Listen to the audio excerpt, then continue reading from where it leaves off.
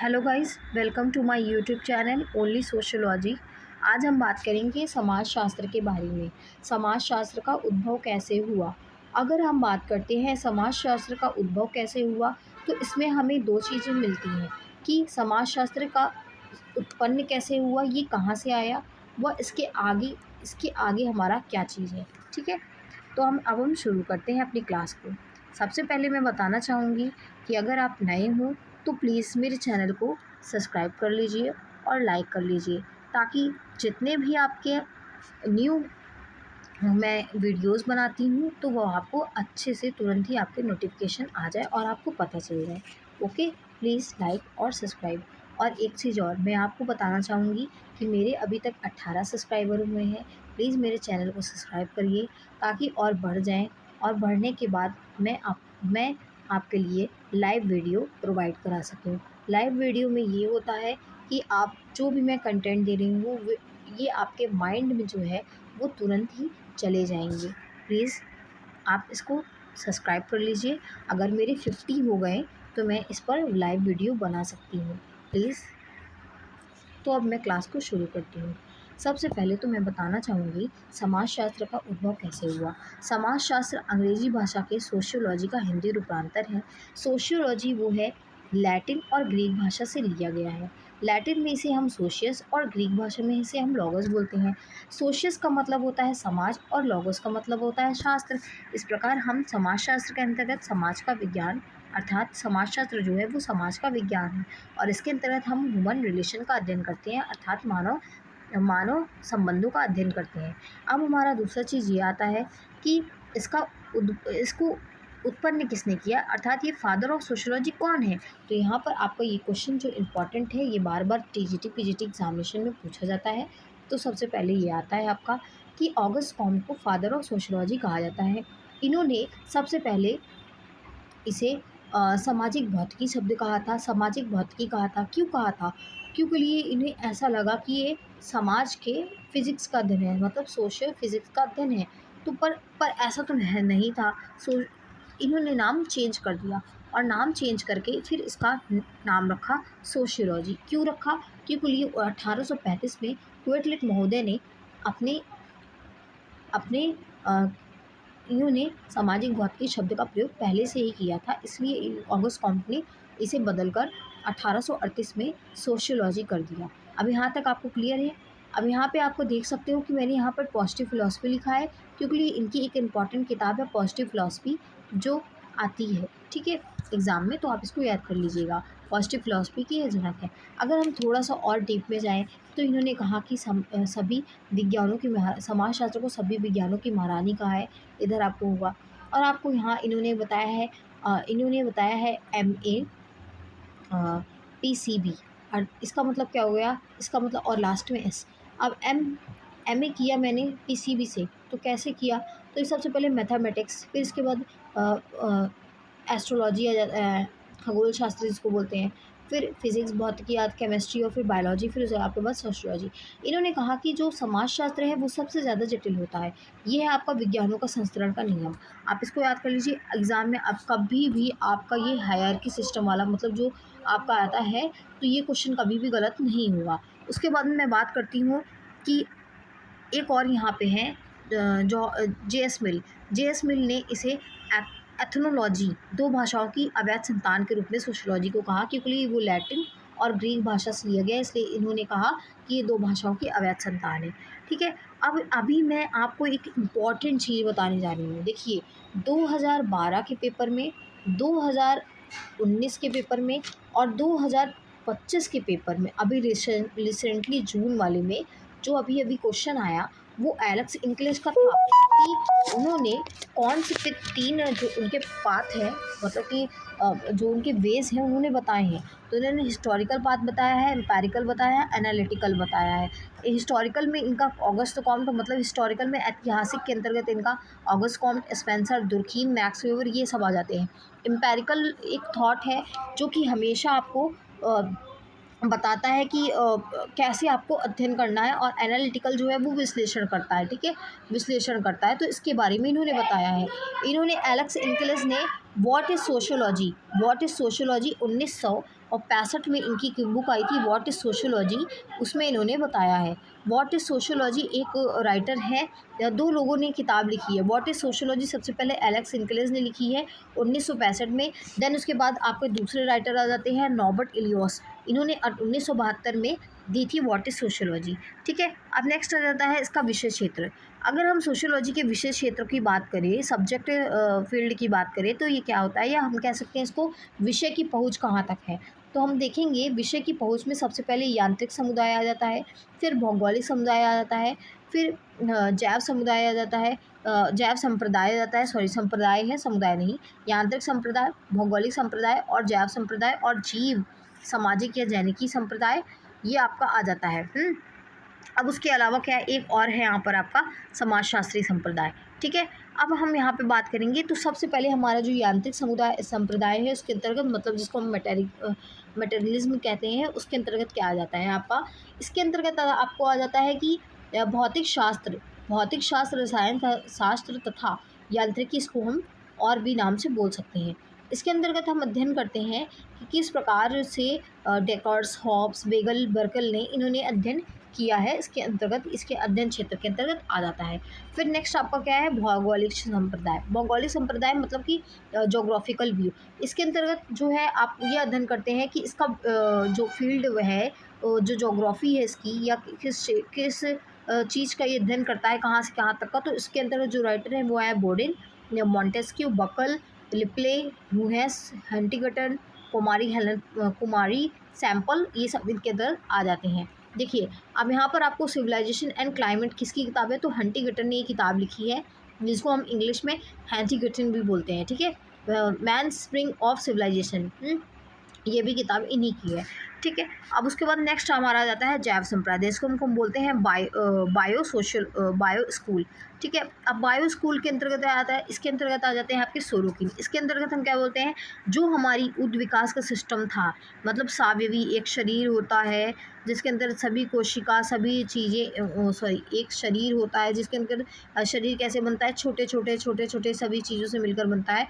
ठीक उसी प्रकार समाज का निर्माण भी क्या होता है, कुछ इन्हीं तरीके से चीज़ों से होता है। इसके अंतर्गत सोरोकिन ने जैव सावयवी संप्रदाय, प्रजातीयवाद या वंशानुक्रमणवादी संप्रदाय, इसके अंतर्गत बांट दिया है। ठीक है, अब वंशानुक्रमणवादी के अंतर्गत आपका आ जाते हैं ऑर्थर डी गोबिनो, इन्होंने essay on the inequality of races लिखा है, तो आप ये भी एक लर्न कर लीजिएगा क्योंकि एग्जाम में बार बार रिपीटेड क्वेश्चन है, आता है। अब यहाँ पे एक नेक्स्ट आपका आता है जीव सामाजिक या जानकी संप्रदाय, जिसको हम मोस्ट इम्पॉर्टेंट बोल सकते हैं। इसके अंदर जानकी मतलब हो जाता है आपका जनसंख्या से रिलेटेड। हम जनसंख्या का अध्ययन किसके अंदर है, कि कितने लोग हैं, कितने लोगों का अध्ययन करेंगे, इसके फील्ड में आ जाता है, विशेष क्षेत्र के अंतर्गत आता है। इसके अंतर्गत आते हैं आपके माल्थस की किताब का नाम याद कर लीजिए, and essay on the principle of population. कब आई थी, 1778 में इनकी ये किताब आई थी। ठीक है, अब नेक्स्ट आपका आ जाता है यहाँ पर एक पांचवा जो आ जाता है, वो है जीवित रहने के लिए संघर्ष सिद्धांत। जीवित रहने के लिए संघर्ष सिद्धांत इसी के अंतर्गत है। ठीक है, अब यहाँ पर समाजशास्त्री संप्रदाय आता है। अब समाजशास्त्री संप्रदाय तो हम सभी लोगों ने इसको एकदम अच्छे से पढ़ा हुआ है कि बीए थर्ड ईयर में आपका ये आ जाता है, और बीए फर्स्ट ईयर में शायद ही, मुझे इतना याद नहीं है, लेकिन फर्स्ट ईयर में भी थोड़ा थोड़ा होगा, लेकिन थर्ड ईयर में आता है। तो ये क्या है, ये कौन सा स्कूल है जो कि इम्पॉर्टेंट है, सोशोलॉजिकल स्कूल इसको बोलते हैं। सोशोलॉजिकल स्कूल के अंतर्गत आपका सबसे पहले ये स्कूल जो है वो आपको दो भागों में डिवाइड कर देता है। फर्स्ट जो है आपका वो है फॉर्मल स्कूल, एंड देन दूसरा आपका आ जाता है सिंथेटिक स्कूल। जो फॉर्मल स्कूल है वो क्या बताता है, फॉर्मल स्कूल के प्रतिपादक जो हैं आपके जॉर्ज स्मेल हैं। इन्होंने यहाँ पे आपको एक शॉर्ट फॉर्म दिख रहा होगा, ये शॉर्ट फॉर्म बहुत ही इंपॉर्टेंट है, मैंने इसको बहुत बार एग्ज़ाम में ट्रिक किया है, तभी मेरा अभी तक नेट क्वालिफाई हुआ है, और ओनली एडमिशन टू पीएचडी मेरा 2-3 बार क्वालिफाई हो चुका है। ठीक है, तो आप यहाँ पर देख सकते हो कि सीमे वीटा मीन्स होता है स्मेल, मैक्स वेवर, वानविज और टानिज। वानविज ने 650 रूपों का अध्ययन किया है, तब इसके बारे में उन्होंने बताया। इन्होंने बताया कि एक सीमित अध्ययन होता है, हम फॉर्मल स्कूल के अंदर क्या करते हैं, सीमित अध्ययन करते हैं। अलग विषय के रूप में हम इसका अध्ययन करते हैं। अन्य विषय से संबंध होता है इसका, सीमित क्षेत्र में अंतर्मुखी होता है और सामाजिक संबंधों के अध्ययन में ये क्या अध्ययन करता है। ठीक है, अब उसके बाद आपका नेक्स्ट आ जाता है कि समाजशास्त्र जो है, समाजशास्त्र जो है वो क्या करता है। समाजशास्त्र स्वतंत्र तथा विशेष विज्ञान है। ये क्या होता है, सभी चीज़ों से एक खुला हुआ है, स्वतंत्र रूप से अध्ययन करता है। और इसके अंतर्गत एक की पॉइंट क्या है फॉर्मल स्कूल का, हमारा सोशल प्रोसेस इसका की पॉइंट है। अब हमारा नेक्स्ट जो आता है वो आता है हमारा सिंथेटिक स्कूल, जिसको हम बोलते हैं। सिंथेटिक स्कूल के हैं, आपको यहाँ पर दिख रहा होगा कि इसको हम समन्वयात्मक स्कूल भी बोलते हैं, फ्रांसीसी संप्रदाय भी बोलते हैं। इसको मानने वाले में आते हैं आपके गिन्सबर्ग। गिन्सबर्ग क्यों आते हैं, गिन्सबर्ग आते हैं, सोरोकिन है, दुर्खीम है, वहाँ ग्रीन वेटा है, हैज मोटवानी है। इसका शॉर्ट फॉर्म नहीं है, लेकिन आप चाहो तो बना सकते हो, और कमेंट बनाने के बाद कमेंट जरूर करिएगा ताकि वो और बच्चों के भी काम आए। देखिए, मैंने ये बताया था कि सी में बेटा अगर आप याद कर लेते हो तो आपको इसको याद करने की ज़रूरत नहीं पड़ती है, क्योंकि ये अगर आपको 4 ऑप्शन दिया होता है तो उस ऑप्शन में एक नाम ऐसा रहेगा जो कि इसका नहीं होगा। तो आप आराम से लगा सकते हो। तो सी में बेटा याद कर लो, और अगर ये नहीं याद हो रहा है तो सी में बेटा से आप काम से लगा सकते हो। सी में बेटा मतलब सी मतलब हो गया आपका स्मेल, में मतलब हो गया मैक्सव्योर, वी मतलब हो गया वानविच, और टा मतलब हो गया टानिश। ठीक है, जिसको हम टॉनिश भी बोलते हैं। अब यहाँ पे क्या है आपका, अब यहाँ पे कुछ पॉइंट आपकी, या जिसको हम कह सकते हैं कुछ आपको कैरेक्टरिस्टिक बताए गए हैं इसके।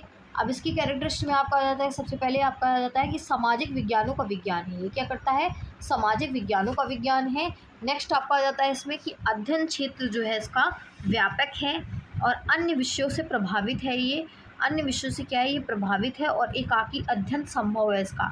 इसका हम अलग से अध्ययन नहीं कर सकते हैं, नहीं संभव है, मतलब कि एकाकी अध्ययन संभव नहीं है, और इसे हम सामान्य विज्ञान में रखेंगे। ये सामान्य विज्ञान के श्रेणी में हम इसको रखते हैं। अब हम आ जाते हैं, तो हमारा दूसरा टॉपिक है विषय वस्तु। अब हम इसके विषय क्षेत्र के बाद हम इसके विषय वस्तु की बात करेंगे। विषय वस्तु में आपको सबसे पहले गिन्सबर्ग आ जाते हैं, जिन्होंने बताया कि MCPP मैंने एक शॉर्ट फॉर्म बनाया था इनका, पर यहाँ पे जो है वो दूसरा चीज़ है, क्योंकि ये मतलब कि मैंने सोशल तो ये हो गया, लेकिन 4 पॉइंट के लिए मैंने MCPP बना दिया था इनका, क्योंकि MCPP का मतलब हो गया मार्फोलॉजी, कंट्रोल, और सोशल प्रोसेस हो गया पैथोलॉजी। मतलब इन्होंने, मैंने सोशल को तो याद कर लिया था, और उसके बाद यहाँ पर मैंने एक शॉर्ट फॉर्म बनाया कि आप मॉर्फोलॉजी, कंट्रोल, प्रोसेस और पैथोलॉजी को आप याद कर सकते हो। लेमर्ट महोदय ने क्या किया कि सोशल पैथोलॉजी से इनकी किताब आ गई 1951 में। यहाँ पर इन्होंने क्लासिफिकेशन किया है, विषय वस्तु को बांटा है, सब्जेक्ट मैटर को बांटा है, और लेमर्ट महोदय ने क्या किया, सोशल पैथोलॉजी के नाम से 1951 में इन्होंने किताब निकाल दी, और इसमें 2 चीज़ें बताई, प्राइमरी डिक्लाइन बताया और सेकेंडरी डेलिक्वेंस बताया। प्राइमरी डेलिक्वेंस बताया था और सेकेंडरी मतलब विचलन, ठीक है, विचलन के बारे में उन्होंने, प्राइमरी मतलब प्राथमिक विचलन और द्वितीयक विचलन के बारे में बताया था। तो अब अगर आपको कहीं पर सोशल पैथोलॉजी के नाम से अगर आपको बुक पूछी जाती है तो आप उसको लेमर्ट में लगाइएगा, क्योंकि 1951 में इन्होंने किताब लिखी। दुर्खीम के बारे में बात करें तो इन्होंने दुर्खीम के बारे में बात करें तो MPG आ जाता है इनका। MPG एक होता नहीं हमारा, जब हम ICT पढ़ते हैं तो उसमें आ जाता है, तो उसमें आपका MPG होगा, तो आप उसमें देख सकते हो, लेकिन उससे कंफ्यूज मत होना। MPG दुर्खीम ने क्यों, मार्फोलॉजी, फिलोसफी, ठीक है, फिर उसके बाद सोशोलॉजी, तो यह जनरल सोशोलॉजी आपकी आ जाती है। नेक्स्ट आपका वार्ड के बारे में आ जाता है।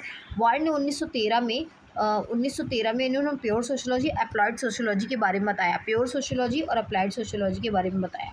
टानिश ने 1855 में 1936 जर्मनी समाजशास्त्री परिषद के संस्थापक पिता 1936 में गए। 1955 में प्योर और थ्योरेटिकल, अप्लाइड और एम्पेरिकल के बारे में बताया। देखिए, अब यहाँ पर मैं कन्फ्यूज़न को दूर कर रही हूँ।